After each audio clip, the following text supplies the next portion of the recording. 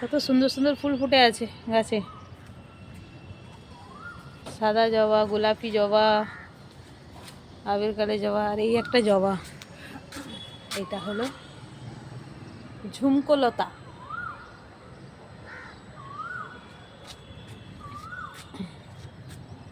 প্রচুর ফুল ফুটেছে আজকে, এক ঝুড়ি ফুল ফুটেছে, তাও কত গাছে রয়েছে।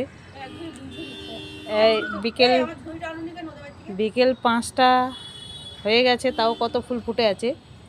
তার মানে সকাল থেকে অনেক ফুল ফুটেছে, কালকেও ফুটবে এরম। এখনও এত গাছে রয়েছে ফুল, দেখো। এই এই জবা ফুলটা খুব কম দেখা যায়, ঝুমকোলতা।